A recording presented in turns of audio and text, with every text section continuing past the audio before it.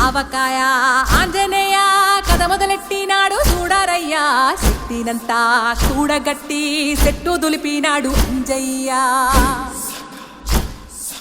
ఎర్ర ఛాయ కోతి అవతార వెంటమాయ కత్తి సేత